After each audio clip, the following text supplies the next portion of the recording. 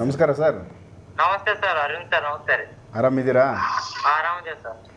ನೋಡಿ, ಈಗ ರಮೇಶ್ ಅವ್ರ ಕಡೆಯಿಂದ ಸುಮಾರು ಜನ ಪರಿಹಾರಗಳು ಪಡ್ಕೊಂಡಾದ್ಮೇಲೆ ಯೋಗೇಶ್ ನಿಮ್ಮ ಹೆಸರು ಯೋಗೇಶ್ ಅಂತಲ್ವಾ? ಓಕೆ, ನಾನು ಹೇಳಿದ್ದು ರಮೇಶ್ ಶರ್ಮಾ ಅವರು ಪರಿಹಾರಗಳು ಕೊಟ್ಟಾದ್ಮೇಲೆ ಅವರು ಕೂಡ ಸುಮಾರು ಜನ ನಾವು ಒಂದ್ಸರಿ ಮಾತಾಡ್ತೀವಿ, ಈ ಥರ ಒಂದು ನಮ್ಮ ಅನುಭವ ಶೇರ್ ಮಾಡ್ಕೊತೀವಿ ಅಂತ ಸಾಕಷ್ಟು ಜನ ಫೋನ್ಗಳು ಮಾಡಿ ಮಾತಾಡಿದ್ದಾರೆ. ಸೊ ಹಾಗಾಗಿ ನೀವು ಕೂಡ ನಿಮ್ಮ ಅನುಭವಗಳನ್ನ ಈಗ ಶೇರ್ ಮಾಡ್ಕೊಳ್ಳಿ. ಯಾವ ಥರ ಒಂದು ತೊಂದರೆಯಲ್ಲಿದ್ರಿ ನೀವು, ಈಗ ರಮೇಶ್ ಶರ್ಮಾ ಅವ್ರ ಕಡೆಯಿಂದ ಪರಿಹಾರ ಪಡೆದಾದ್ಮೇಲೆ ಏನು ಬದಲಾವಣೆ ಕಂಡೈತೆ ನಿಮ್ಮಲ್ಲಿ ಹಂಚ್ಕೊಳ್ಳಿ. ನಮ್ಮ 2-3 ಪ್ರಾಬ್ಲಮ್ ಇದ್ದು ಸರ್. ಅದ್ರೊಳಗೆ ಒಂದೇದು ಮನಿ ಇದ್ರಿ. ಓಕೆ. ಅದ ಅಂದ್ರೇನ ಎಲ್ಲಾ ತರ ಐತ್ರಿ, ರೊಕ್ಕ ಎಲ್ಲ ಐತೆ, ಅದ್ರ ಕಟ್ಸಕ್ ಆಗ್ತಾ ಇರೋದು. ಮನೆ ಕಟ್ಟೋದಕ್ಕೆ ಬರ್ತಿದ್ರ 15 ದಿವಸ 1 ತಿಂಗಳ ಹಿಂಗ್ ಬರ್ತಿದ್ರಿ. ಅದೊಂದ್ ಸ್ವಲ್ಪ ಏನೋ ಪ್ರಾಬ್ಲಮ್ ಇತ್ತು ಅನ್ಸ್ತಾತ್ರಿ ಮನಿಯೊಳಗ. ಅದಕ್ಕೆ ನಾನು ಇವ್ರನ್ನ ಕಾಂಟ್ಯಾಕ್ಟ್ ಮಾಡಿದೆ. ಅವ್ರು 3 ತಿಂಗಳು ಒಂದ್ ನಕ್ಷತ್ರ ಬಗ್ಗೆ ಹೇಳಿದ್ರಿ ಅವ್ರು. ಆ ನಕ್ಷತ್ರ ಒಳಗ್ ಪೂಜಾ ಮಾಡ್ರಿ ಸರಿ ಆಕತ್ ಅಂತೇಳಿ ಅದ್ ಮಾಡ್ಕೊಂತ ಬಂದಂಗ ಈಗ ವರ್ಕ್ ಸ್ಟಾರ್ಟ್ ಆಯ್ತ್ರಿ. ಏನ್ ಪ್ರಾಬ್ಲಮ್ ಇಲ್ಲ. ಇನ್ನೊಂದು ನನ್ ಮದ್ವೆ ಬಗ್ಗೆ ಹೇಳಿದ್ದೆ ಸರ್ ನಾನು. ಅದು ಅವ್ರು ಬ್ಯಾಡ ಅಂದಿದ್ರ ಮತ್ತ ಇವ್ರ ಕಡೆ ಪರಿವಾರ ಮಾಡ್ಕೊಂಡ್ಮೇಲೆ ಸಡನ್ ಆಗಿ ನನ್ಗ ಗೊತ್ತಿಲ್ಲ ಹಂಗ ಓಕೆ ಅಂದ್ರ ಗೊತ್ತಿಲ್ಲ. ಮತ್ ಓಕೆ ಅಂತಂದ್ರಿ ಅವ್ರು ಅಂದ್ರು. ಅಲ್ಲಿ ಹೋಗಿ ನಾ ಬಂದ್ ಒಂದ್ 3 ದಿವ್ಸಕ್ ನೋಡ್ರಿ, ಬರೀ 3 ದಿವ್ಸಕ್ಕೆ ಮತ್ ಓಕೆ ಅಂದ್ರೆ ಈ ತರ ಒಟ್ಟ ಅವರಿಂದ ಹೆಲ್ಪ್ ಆಗಿದೆ.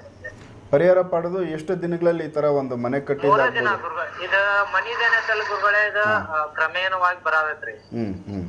ಇದ ನಾನ್ ಮದ್ವೆ ವಿಷಯದ ಏನ್ ಹೇಳಿದಲ್ರಿ, ನಾ ಅಲ್ಲಿ ಒಂದ್ ಕಡೆ ಗುಡಿಗೆ ಹೋಗಿ ಬಂದಿದ್ರಿ. ಅವ್ರು ಅಲ್ಲಿ ಹೋಗಿ ಬಂದೆ ನಾನು.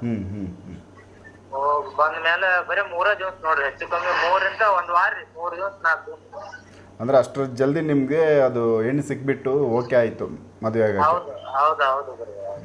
ಮದುವೆ ಆಯ್ತಾ? ಇಲ್ಲ ಸರ್, ಈಗೆಲ್ಲ ಎಂಗೇಜ್ಮೆಂಟ್ ಅಷ್ಟೇ ಡೇಟ್ ಪೆಂಡಿಂಗ್ ಐತಿ. ಅದನ್ನ ಈಗ ಅವ್ರನ್ನ ಕೇಳ್ಬೇಕಂತೇಳಿ ಅದ ಗುರುಗಳಿಗೆ ಹೇಳಿದ್ದೇನೆ. ಓಕೆ. ಅಂದ್ರೆ ಆ ಕಡೆ ಈ ಕಡೆ 2 ಕಡೆ ಬಂದು ಒಪ್ಪಿಗೆ ಆಗಿದೆ? ಒಪ್ಪಿಗೆ ಮೊನ್ನೆ ಎಲ್ಲ ಮಾತಾಡ್ಕೊಂಡ್ ಬರ್ತಾರೆ. ಇನ್ನು ಮದುವೆದು ಡೇಟು ಮುಹೂರ್ತ ಫಿಕ್ಸ್ ಮಾಡ್ಬೇಕಷ್ಟೇ ಮದುವೆಗೆ. ಒಳ್ಳೇದಾಯ್ತು. ಮತ್ತೆ ತುಂಬಾ ಒಂದು ಒಳ್ಳೆ ರಿಸಲ್ಟ್ ಪಡ್ಕೊಂಡಿದ್ದಾರೆ. ಯಾವ ಊರವ್ರು ನೀವು? ನಮ್ದು ಧಾರವಾಡ ಸರ್. ಧಾರವಾಡ. ಅಲ್ಲೇ ಧಾರವಾಡದಲ್ಲೇನಾ ನೀವು ಮನೆ ಕಟ್ತಾ ಇರೋದು? ಓಕೆ. ಪಾಯ ಹಿಡಿಬೇಕಾದ್ರೆ ಇವಾಗ ಈ ಒಂದು ಪರಿಹಾರ ಮನೆ ಕಟ್ಟೋದಕ್ಕೋಸ್ಕರನೇ ಪರಿಹಾರ ಪಡ್ಕೊಂಡಿದ್ ನೀವಲ್ವಾ? ಇಲ್ಲ ಗುರುಗಳೇ, ಅದನ್ನ ನಾವು ಪಾಯದು ಕಟ್ಟಿ ಎಲ್ಲ ಮಾಡಿದ್ದೀವ್ರಿ.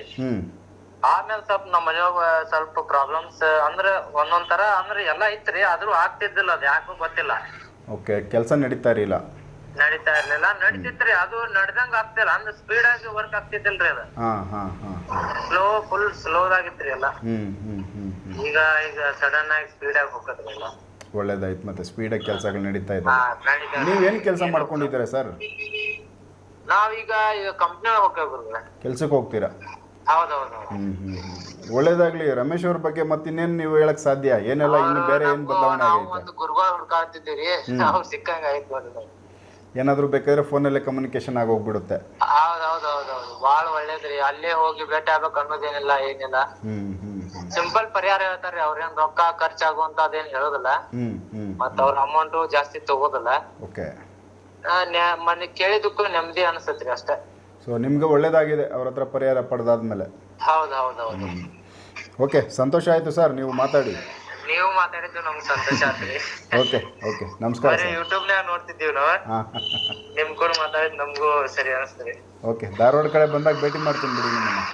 ಫೋನ್ ಹಚ್ಚಿರಿ ಗುರುಗಳು, ನಾವು ಭೇಟಿ ಆಗ್ತೀವಿ. ಖಂಡಿತ ಭೇಟಿ ಮಾಡೋಣ. ಓಕೆ, ನಮಸ್ಕಾರ ಸರ್.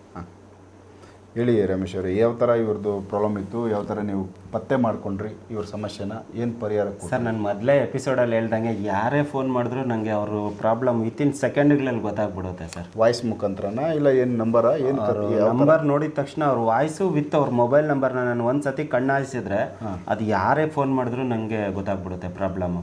ಆದರೂ ನಾವು ಸ್ವಲ್ಪ ವೆಯ್ಟ್ ಮಾಡ್ತೀವಿ. ಏನು ಈಗ ಯಾರೇ ಫೋನ್ ಮಾಡಿದ್ರು ನಾನು ಸಡನ್ನಾಗಿ ಮಾತಾಡಲ್ಲ, ಹೇಳಿ ಏನು ಸಮಸ್ಯೆ ಅಂತ ಕೇಳ್ತೀವಿ. ಆದರೂ ಅವರು ಹೇಳೋಕ್ಕಿಂತ ಅವ್ರು ಸ್ಟಾರ್ಟ್ ಮಾಡೋದಕ್ಕೆ ಆಯ್ತು ಬಿಡಿ ನಾನೇ ಮಾತಾಡ್ತೀನಿ ಅಂದ್ಬಿಟ್ಟು ನಾವೇ ಹೇಳ್ತೀವಿ ಅವ್ರ ಸಮಸ್ಯೆ ಎಲ್ಲನೂ. ಆಮೇಲೆ ಅವರು ಮನೆ ಕಟ್ಟಿದ್ರು, ತುಂಬ ಸ್ಲೋ ಆಗಿ ನಡೀತಾ ಇತ್ತು ಕೆಲಸ. ಅದಾದ್ಮೇಲೆ ಹುಡುಗಿ ಕೊಡೋದಿಲ್ಲ ಅಂತ ಹೇಳ್ಬಿಟ್ಟಿದ್ರು. ಅದೇ ಹುಡುಗಿನೇ ಸಿಕ್ಕಿದ? ಹುಡುಗಿ ನೀವು ಕೊಡೋದೇ ಇಲ್ಲ ಅಂತ ತಿಂಗಳನ್ಗಟ್ಲೆ ಮಾತುಕತೆನೇ ಇಲ್ದಿರಾ ಬೇಡ ನಾನು ಕೊಡಲ್ಲ ಅಂತ ಹೇಳಿದ್ರು. ಓಕೆ. ಸರಿ ನನ್ನ ಹತ್ರ ಬಂದರು, ಒಂದು ಈ ಥರ ಪ್ರಾಬ್ಲಮ್ ಇದೆ, ಮನೆ ಸ್ಲೋರ್ ನಡೀತಾ ಇದೆ, ಮನೆ ಕಡೆ ತುಂಬ ತೊಂದರೆ, ಮತ್ತು ಮದುವೆನೂ ಆಗಿಲ್ಲ ಇನ್ನು, ಹುಡುಗಿ ನೋಡಿದ್ವಿ ಅವರು ಕೊಡಲ್ಲ ಬಾ ಅಂತ ಇದ್ದಾರೆ ಅಂತ. ಸರಿ ಆಯಿತು ನಾನು ಮಾಡ್ಕೊಡ್ತೀನಿ ಬಿಡಿ ಅಂತ ಹೇಳ್ಬಿಟ್ಟು ಅವ್ರಿಗೆ ಸಮಸ್ಯೆ ಏನಿತ್ತೋ ನೋಡ್ಬಿಟ್ಟು ಒಂದು 2 ಡೇಸ್ ಬಿಟ್ಟು ಮತ್ತೆ ನಾನೇ ಕಾಲ್ ಮಾಡಿದೆ. ಕಾಲ್ ಮಾಡಿ ಅವ್ರದ್ದು ಸಮಸ್ಯೆ ಎಲ್ಲ ನೋಡಿ ನಾನು ಅವ್ರಿಗೆ ಕರೆಕ್ಟಾಗಿ ಪರಿಹಾರ ಕೊಟ್ಟೆ. ಕರೆಕ್ಟಾಗಿ ಪರಿಹಾರ ಕೊಟ್ಟು ಅವರೇ ಹೇಳಿದರು 3 ದಿವಸಕ್ಕೆ ಅವರು ಪರಿಹಾರ ಮಾಡಿಕೊಂಡು, ಅವರು ಪರಿಹಾರ ಮೊದಲೇ ಕೊಟ್ಟಿದ್ದೆ ನಾನು ಅವ್ರಿಗೆ. ದೇವಸ್ಥಾನಕ್ಕೆ ನಾನು ಹೇಳ್ತೀನಿ, ಯಾವುದೋ ಒಂದು ಕೆಲವೊಂದು ನಕ್ಷತ್ರಗಳಿರ್ತಾವಲ್ವ ಸರ್, ಅದು ಅವ್ರವ್ರ ಡೇಟ್ ಆಫ್ ಬರ್ತ್ಗೆ ಅನುಗುಣವಾಗಿ ಕೆಲವೊಂದು ನಕ್ಷತ್ರಗಳಲ್ಲಿ ಕೆಲವೊಂದು ಒಳ್ಳೆ ಪವರ್ಫುಲ್ ಇರೋ ದೇವಸ್ಥಾನ ಆಗಲಿ, ಕೆಲವೊಂದು ಜಾಗಗಳಿಗೆ ನಾನು ಸೂಚಿಸ್ತೀನಿ. ಅಲ್ಲಿ ಹೋಗಿ ಬಂದ್ರೇ ಸಾಕು, ಕೆಲಸ ಆಗ್ಬಿಡುತ್ತೆ ಸರ್. ಸೂಪರ್. ಕೆಲಸ ಆಗ್ಬಿಡುತ್ತೆ. ಅದರಿಂದ ಅವರು ಹೋಗಿ ಮಾಡ್ಕೊಂಬಂದಿದ್ದಾರೆ. ಹುಡುಗಿ ಕೊಡಲ್ಲ ಅಂದವ್ರು ಕೂಡ ಅವರೇ ಬಂದು ಕೊಟ್ಟು ಎಂಗೇಜ್ಮೆಂಟ್ಗೆ ವರ್ಗೂ ಹೋಗಿದೆ. ಎಂಗೇಜ್ಮೆಂಟ್ ಡೇಟು ನನ್ನೇ ಕೇಳ್ತಾ ಇದ್ದಾರೆ, ಮದುವೆ ಡೇಟು ನೀವೇ ಕೊಡಿ, ಎಲ್ಲ ಡೇಟು ನಾನು ಕೊಡೋ ಮುಹೂರ್ತ ಇದೆಯಲ್ಲ ಸರ್, ಅದು ನಾನು ಸಾಮಾನ್ಯವಾಗಿ ನಾನು ಹೇಳ್ಕೊಳ್ಳೋದಂತಲ್ಲ, ಕರೆಕ್ಟಾದ ಮುಹೂರ್ತ ಕೊಡ್ತೀವಿ ಸರ್. ಅದು ಅವ್ರವ್ರ ಡೇಟ್ ಆಫ್ ಬರ್ತ್ಗೆ ಅನುಗುಣವಾಗಿ ತುಂಬ ಒಳ್ಳೆ ಮುಹೂರ್ತ ಕೊಡ್ತೀನಿ. ಆ ಮುಹೂರ್ತದಲ್ಲಿ ಯಾರು ಏನೇ ಕೆಲಸ ಮಾಡಿದ್ರು ಅದು 100% ಸಕ್ಸಸ್ ಆಗುತ್ತೆ. ಆ ಮುಹೂರ್ತನ ಕೊಡ್ಬೇಕಂತಂದ್ರೆ ಅವ್ರ ಡೇಟ್ ಆಫ್ ಬರ್ತು, ಅವ್ರ ಟೈಮಿಂಗು ಎಲ್ಲ ನೀಟಾಗಿ ನೋಡಿ ಕರೆಕ್ಟಾದ ಮುಹೂರ್ತ, ಕರೆಕ್ಟಾದ ಜಾಗ ಕೊಟ್ಟು ಹುಡುಕಿ ಕೊಡ್ತೀವಿ ಅವ್ರಿಗೆ. ಅದು ಕೆಲಸ ಮಾಡಿದ ತಕ್ಷಣ 100% ಅವ್ರಿಗೆ ರಿಸಲ್ಟ್ ಕಣ್ಮುಂದೆನೇ ಬಂದ್ಬಿಡುತ್ತೆ. ಸೊ ಇವ್ರಿಗೆ ಎಷ್ಟು ದಿನ ಆಗೈತೆ ನೀವು ಪರಿಹಾರ ಕೊಟ್ಟು? 1 ತಿಂಗಳಾಗಿದೆ ಅಷ್ಟೇ ಸರ್. ಅವ್ರು ಬಂದು ಬರೀ 1 ತಿಂಗಳಲ್ಲೇ ಅವ್ರಿಗೆ ಸ್ಯಾಟಿಸ್ಫ್ಯಾಕ್ಷನ್, ಖುಷಿಯಿಂದ ಮಾತಾಡ್ತಾ ಇದ್ದಾರೆ. ಅವರು ಹುಡುಗಿನೇ ಸಿಗಲ್ಲ, ತುಂಬ ಬೇಜಾರಾಗ್ಬಿಟ್ಟಿದ್ರು, ಹುಡುಗಿ ಸಿಗ್ತಾಳೋ ಸಿಗಲ್ವಾ ಅಂತ. ಎಷ್ಟು ಏಜ್ ಇತ್ತು ಅವ್ರದ್ದು? ನಾನು ಕೇಳೋದು ಮರ್ತ್ಬಿಟ್ಟೆ. ಇನ್ನು ಮದುವೆ ಆಗಿಲ್ಲ ಸರ್. ಒಂದು ಏಜ್ ಎಷ್ಟಾಗಿರ್ಬೋದು ಇವ್ರದ್ದು? ಇವ್ರಿಗೆ 25-26 ವರ್ಷ ಅಷ್ಟೇ ಸರ್ ಅವ್ರಿಗೆ. ಇನ್ನೂ ಚಿಕ್ಕವ್ರೆ ಅವರು, ತುಂಬ ಏಜ್ ಏನು ಆಗಿಲ್ಲ. ಹುಡುಗಿ ಹುಡುಕ್ತಾ ಇದ್ರು, ಹುಡುಕಿ ಒಂದು ಹುಡುಗಿ ಇದು ಸ್ವಂತದವರೇ ಹುಡುಗಿ ಕೊಡಲ್ಲ ನಿನಗೆ ಅಂತ ಹೇಳಿದ್ರು. ನಾನು ಪರಿಹಾರ ಕೊಟ್ಟ ಮೇಲೆ ಅವರೇ ಮುಂದೆ ಬಂದು ಮದುವೆ ಮಾಡ್ಕೊಡ್ತೀನಿ ಅಂತ ಅವರೇ ಮುಂದೆ ಬಂದ್ಬಿದ್ದೆ ಇದ್ರೆ. ಸೂಪರ್. ಅಂದರೆ ನಂಬರ್ ಚೇಂಜ್ ಮಾಡಿದ್ದ ಯಾವ ಥರ ಪರಿಹಾರ ಇವರು? ಇಲ್ಲ, ಅವ್ರಿಗೆ ಮನೆ ಕಡೆ ಪ್ರಾಬ್ಲಮ್ ಇತ್ತು ಸರ್. ಅವರು ಮನೆ ಅಂದರೆ ಅವ್ರ ಮನೆ ಕಟ್ತಾ ಇದ್ರಲ್ವಾ, ಆ ಮನೆ ವಾತಾವರಣದ ಅಕ್ಕಪಕ್ಕ ಮತ್ತು ಭೂಮಿ ದೋಷಗಳು, ಮತ್ತು ಅವ್ರದ್ದು ಕುಲದೇವತೆ ದೋಷ, ಮತ್ತು ಅವ್ರದ್ದು ಪಿತೃ ದೋಷಗಳೆಲ್ಲ ಇತ್ತು. ಇದೆಲ್ಲ ಹೆಂಗೆ ಪತ್ತೆ ಆಯ್ತು? ಅವೆಲ್ಲ ನಮ್ಗೆ ಪತ್ತೆ ಆಗುತ್ತೆ ಸರ್. ನನ್ನ ಜ್ಞಾನಕ್ಕೆ ಎಲ್ಲ ಬಂದ್ಬಿಡುತ್ತೆ. ಅಲ್ಲಿ ದೋಷನ ಪರಿಹಾರ ಹೆಂಗೆ ಕೊಟ್ರಿ? ಮತ್ತೆ ಅಲ್ಲಿಗೆ ನೀವು ಹೋಗಿಲ್ಲ? ನಾನು ಹೋಗಲ್ಲ ಸರ್. ಇವತ್ತವರೆಗೂ ನಾನು ಏನಂದರೆ ಯಾರನ್ನೂ ಹತ್ರ ಬನ್ನಿ ಅಂತ ಕರೆಯಲ್ಲ. ನಿಮ್ಗೇನು ಒಳ್ಳೇದಾಗಬೇಕಾ ಬನ್ನಿ ನಾನು ಮಾಡ್ಕೊಡ್ತೀನಿ ಅಂತ ಹೇಳ್ಬಿಟ್ಟು ಫೋನಲ್ಲೇ ನಾನು ಅದಕ್ಕೆ ಪಿತೃದೋಷಗಳೆಲ್ಲ ಕಂಡು ಇಟ್ಬಿಟ್ಟು ಅವ್ರಿಗೆ ಏನೇನು ದೋಷ ಇರುತ್ತೆ ಅಂತ ನನ್ನ ಜ್ಞಾನಕ್ಕೆ ನನಗೆ ಗೊತ್ತಾಗುತ್ತೆ. ಅವಾಗ ಕರೆಕ್ಟಾದ ದೋಷಕ್ಕೆ ಪರಿಹಾರ ಕೊಡ್ತೀನಿ ಸರ್. ಯಾವ ಥರ ಪೂಜೆ ಮಾಡಬೇಕು, ಏನು ಅದು ಹೋಮ ಮಾಡಬೇಕಾ, ದೇವಸ್ಥಾನಕ್ಕೆ ಹೋಗ್ಬೇಕಾ, ಇಲ್ಲ ಹಿರಿಯರಿಗೆ ಯಾವ ಥರ ಪೂಜೆ ಮಾಡಬೇಕು, ಇಲ್ಲ ಹಿರಿಯರಿಗೆ ಏನಾದರೂ ಅದು ಅವ್ರ ವರ್ಷದ ಪೂಜೆಗಳು ಇರುತ್ತೆ, ಮತ್ತು ನಾನು ಹೇಳೋ ಪೂಜೆಗಳು ಹಿರಿಯರಿಗೆ ಬೇರೆ ಪೂಜೆ ಇರುತ್ತೆ ಸರ್. ಅದು ಪಿತೃದೋಷಗಳಿಗೆ ಪೂಜೆಗಳಿರುತ್ತೆ ಬೇರೆ ಥರ. ಅದನ್ನೆಲ್ಲ ನಾನು ಸೂಚನೆ ಮಾಡಿ ಅವ್ರಿಗೆ ಸೂಚನೆ ಕೊಟ್ಟಾಗ ಅವ್ರು ಅದನ್ನು ಪಾಲಿಸಿದ್ರೆ ಸಾಕು. ಅದು 100% ಅವ್ರಿಗೆ ವರ್ಕ್ ಆಗೇ ಆಗುತ್ತೆ. ತುಂಬ ಚೆನ್ನಾಗಾಗಿದೆ. ಓಕೆ. ಅದು ಪೂಜೆ ಯಾವ ಥರ ಪಿತೃಪೂಜೆ ಹೇಳ್ಬೋದಾ ನಮ್ಮ ವೀಕ್ಷಕರ ಮುಂದೆ? ಪಿತೃಪೂಜೆ ಕೆಲವೊಂದು ಹೇಳ್ಬೋದು ಸರ್, ಆ ಥರ ಏನಿಲ್ಲ. ಪಿತೃಪೂಜೆಗಳೆಲ್ಲ ಬೇರೆ ಬೇರೆ ದೋಷಗಳಿರುತ್ತೆ ಸರ್. ಈಗ ಕೆಲವ್ರ ಮನೆಗಳಲ್ಲಿ ದೊಡ್ಡವರೆಲ್ಲ ಯಾರೂ ಬದುಕಿರೋಕ್ಕೆ ಸಾಧ್ಯನೇ ಇಲ್ಲ, ಎಲ್ಲರೂ ಒಂದು ದಿವಸ ಹೋಗೋದೆ. ಈಗ ನಮ್ಮ ಮನೇಲಿ ಯಾರಾದರೂ ಹಿರಿಯರು ಸತ್ತಿದ್ರೆ ಅವ್ರಿಗೆ ಹೋಗಿದ್ರೆ ಅವ್ರಿಗೆ ಸರಿಯಾದ ಶ್ರಾದ್ದ ಕಾರ್ಯ ಮಾಡಿರಲ್ಲ, ಪಿಂಡ ಪ್ರದಾನ ಮಾಡಿರಲ್ಲ, ತಿಲತರ್ಪಣ ಮಾಡಿರಲ್ಲ. ಆ ದೋಷಗಳು ನಮಗೆ ಅನುಭವಕ್ಕೆ ಬರುತ್ತೆ. ಅದು ಅವ್ರಿಗಿರೋ ಪ್ರಾಬ್ಲಮ್ ನನಗೆ ಅನುಭವಕ್ಕೆ ಬರುತ್ತೆ. ಆವಾಗ ಈ ಕೆಲವೊಂದು ಮತ್ತು ಮನೆ ಹತ್ರ ದೋಷಗಳಿರುತ್ತೆ ಸರ್.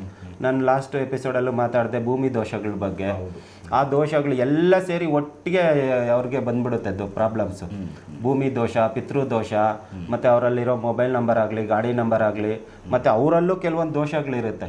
ಓಕೆ. ಅದು ಆ ದೋಷಗಳೆಲ್ಲ ಒಟ್ಟಿಗೆ ಸೇರಿದಾಗ ಮನುಷ್ಯನ ಹಿಂಡಿ ಇಪ್ಪೆಕಾಯಿ ಮಾಡಿಬಿಟ್ಟು ಅವೇನು ಮಾಡ್ತೇವೆ, ಉನ್ನತ ಸ್ಥಾನಕ್ಕೆ ಹೋಗೋಕ್ಕಾಗಲ್ಲ. ಏನೇ ಬಿಸ್ನೆಸ್ ಮಾಡಲಿ, ಏನೇ ಹಣ ಸಂಪಾದನೆ ಮಾಡಲಿ, ಲಾಸು ಒಂದು ಹಂತಕ್ಕೆ ಏರೋದಕ್ಕಾಗಲ್ಲ. ಅವರು ಅಂದರೆ ಬೆಳವಣಿಗೆ ಕಟ್ಟಾಗ್ಬಿಟ್ಟು ಅವ್ರು ಅಲ್ಲೇ ಇರ್ತಾರೆ.